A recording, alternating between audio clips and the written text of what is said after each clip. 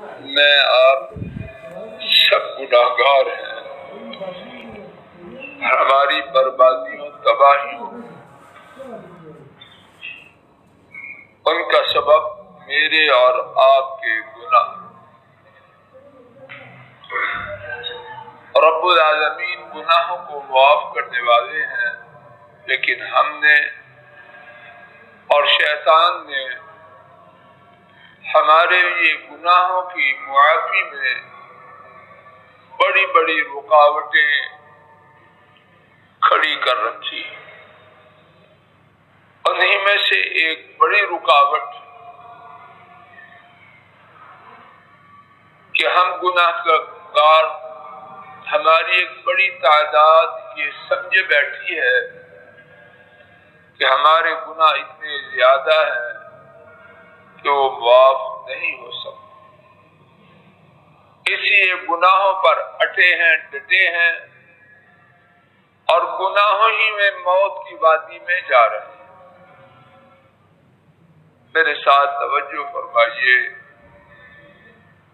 ہمارا یہ گمان یا اعتقاد کہ ہمارے گناہ بہت زیادہ ہیں، یہ معاف نہیں ہو سکتے، کتاب و سنت میں بہت ہی دفعہ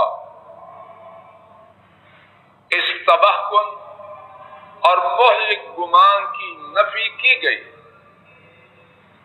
حافظ صاحب نے دوسری رقط میں دوسرے پارے کی جو آیات تلاوت کی انہی میں ہے، میرے ساتھ توجہ سے سن جائیے اور گھروں میں جا کے قرآن کریم کھول کر خود اور اپنے گھر والوں کے ساتھ پڑھ لیجیے۔ دوسرا پارہ سورہ البقرہ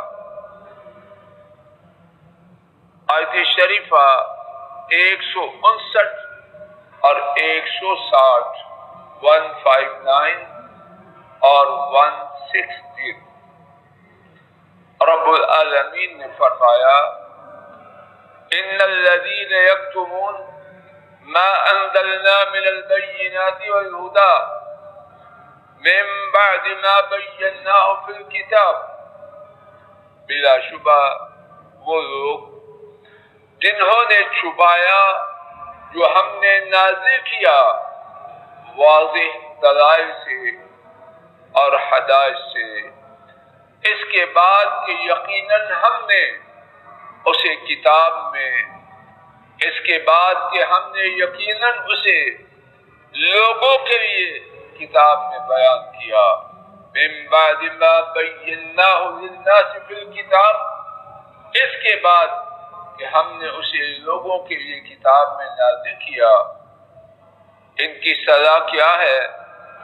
اولئک یلعنہم اللہ وَيَلْعَنُهُمُ اللَّاعِنُونَ، یقیناً اللہ تعالیٰ ان پر لعنت کرتے ہیں اور لعنت کرنے والے لعنت کرتے ہیں۔ توجہ فرما لیجیے، اللہ کے واضح دلائل اور ہدایت جو انہوں نے کتاب میں لوگوں کے لیے بیان کی، سنگین جرم اور سزا، اللہ تعالیٰ ایسے لوگوں پر لعنت کرتے ہیں اور لعنت کرنے والے لعنت کرتے ہیں۔ جرم سنگین اور گناہ، جرم سنگین اور سزا سنگین، بس نہیں، اس کے بعد اِلَّا الَّذِينَ تَابُوا وَأَصْلَحُوا وَبَيَّنُوا، جنہوں نے اتنا سنگین گناہ کرنے کے بعد 3 کام کیے، توبہ کر لی، اصلاح کر لی، اور جو چھپایا تھا اس کو واضح کر دیا۔ پھر سنیے، توبہ کر لی، اصلاح کر لی اور جو چھپایا تھا اس کو بیان کر دیا، تو کیا ہوگا؟ فَأُولَئِكَ أَتُوبُ عَلَيْهِمْ، پس وہ لوگ میں میں سے مراد بولیے میں ان کی طرف پلٹتا ہوں. اللہ اکبر. یہ نہیں فرمایا میں ان کو معاف کروں گا، بلکہ کیا فرمایا؟ میں ان کی طرف پلٹتا ہوں. دونوں میں کچھ فرق ہے نہیں. سبحان اللہ. اتنے پاپی، اتنے مجرم کہ اللہ نے دلائل اور ہدایت نازل فرمائی. عبداللہ جی کدھر ہو؟ اللہ نے ہدایت اور واضح دلائل نازل کیے اور انہوں نے چھپا دیا. اللہ کی چاہت اس کے برعکس کیا. اگر اللہ نہ چاہتے وہ الگ بات تھی، لیکن اللہ کیا پسند کرتے تھے کہ لوگوں کے لیے واضح ہو جائے. اور ان بدبختوں نے کیا کیا؟ ان کو چھپایا. لیکن جب توبہ کی، اصلاح کی اور بیان کر دیا تو کیا ہوا؟ بس وہ لوگ میں ان کی طرف آتا ہوں. کیوں آتا ہوں؟ کہ ان کو معاف کرنا. وَأَنَا التَّوَّابُ الرَّحِيمُ. اور میرا اتنے ظالم، پاپی، مجرم، گناہگار لوگوں کی طرف توبہ، اصلاح اور بیان کے بعد آنا یہ کوئی اچنبے کی بات نہیں. میں کون ہوں؟ میں ہی ہوں جو بہت زیادہ لوٹ کے آتا ہے. کن کے لیے لوٹ کے آتے ہیں؟ جو ان کے حضور توبہ کرتے ہیں. اور صرف بہت زیادہ لوٹ کے ہی نہیں آتا. اور رحیم، میں بہت زیادہ مہربان. بات کا خلاصہ، میں آپ مجرم ہیں، گناہگار ہیں، سیاہکار ہیں، ہمارے گناہ بہت ہی زیادہ ہیں. لیکن یہ نہ کوئی سمجھے کہ میرے گناہ میری توبہ کی راہ میں رکاوٹ ہے. میرے اور آپ کے رب کی رحمت ہم سب کے گناہوں سے کہیں زیادہ ہے. اگر معافی چاہتے ہیں اور معافی کے مہینے کا آغاز ہو چکا، اگر معافی چاہتے ہیں سیدھے ہو جائیں، توبہ کر لیں. ہمارے گناہ کتنے بھی زیادہ ہوں، وہ رب رحمان و رحیم اپنی رحمت سے ہمیں معاف فرمانے والے ہیں.